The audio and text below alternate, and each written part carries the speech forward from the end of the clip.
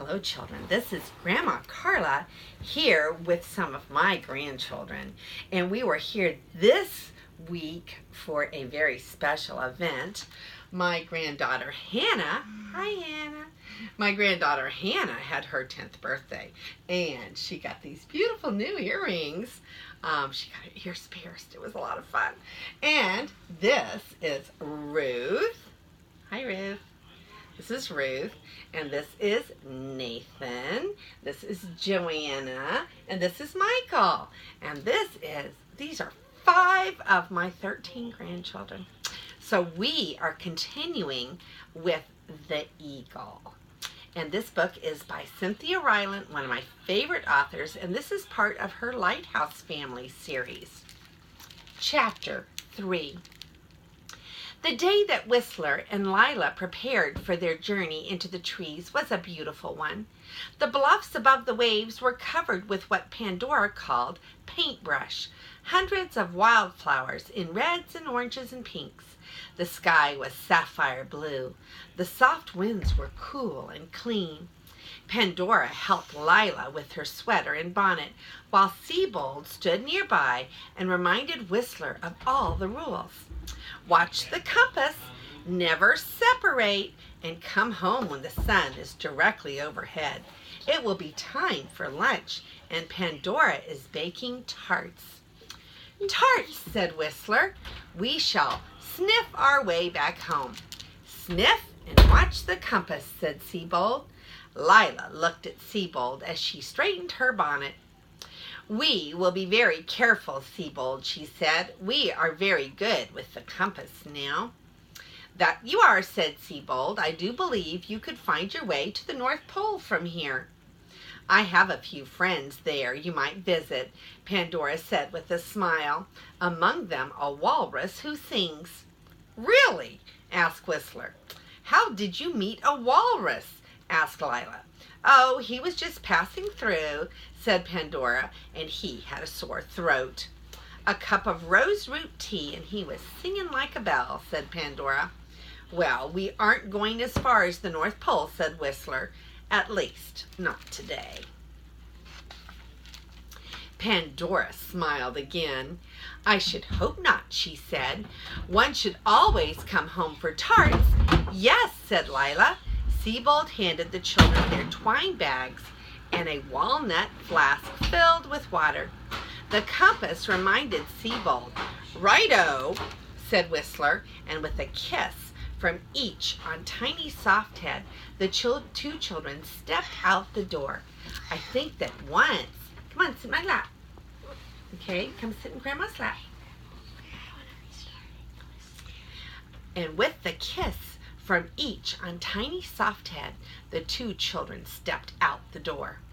I think that once we are in the forest, we should search for a fairy ring, Lila said to Whistler as they walked along the cliff toward the woods. What's a fairy ring? Asked Whistler. It's a circle of mushrooms under a tree, said Lila. Once, Pandora told me that when she was little, she collected them from her mother. Her mother cooked them into a nice soup. I'm just hoping to look at bugs, said Whistler. We'll show all the pictures at the end, okay?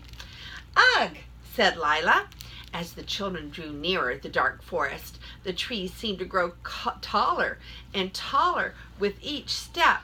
Hemlock, cedar, spruce, and fir all rose up to the sky in tight rank, blocking out the sunlight. Whistler checked the compass as he and Lila looked behind them toward home. I know where we are, said Whistler. So do I, said Lila. I can see the lighthouse right over there. Well, said Whistler, in a fog the compass would have guided us. I'm counting on it, said Lila, for I can already taste those tarts. Looking back toward home one last time, the two children turned and walked into the woods. It's so chilly in here, Lila said, but I like it. Whistler looked up at the branches, hung with lichens like long gray beards. The trees feel old, he said. And wise, answered Lila.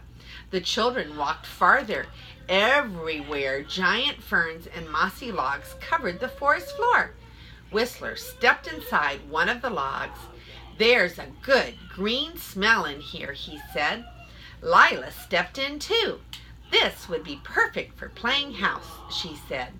"Even pirates," said Whistler. "It feels like a ship." The children walked even farther. The forest was so quiet. It was different from the seashore, which was always noisy with the beating of waves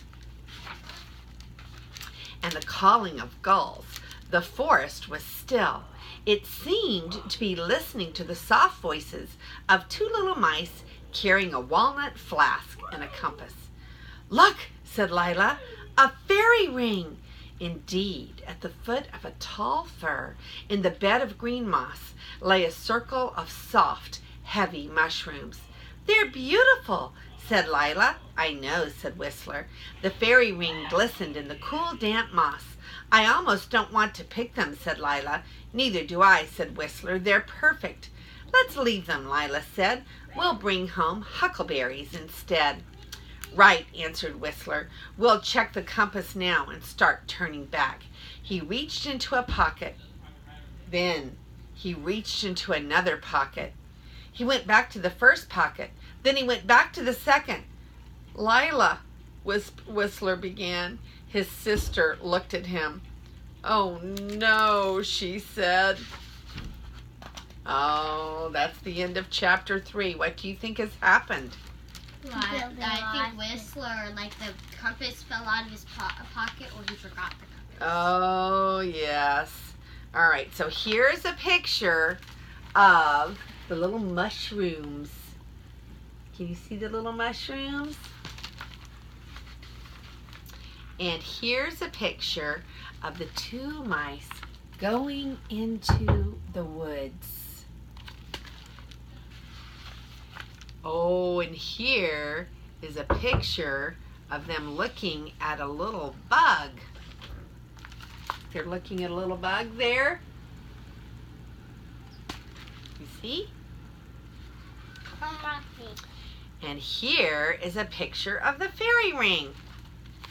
The little ring of mushrooms. A little ring of mushrooms. Can you see them?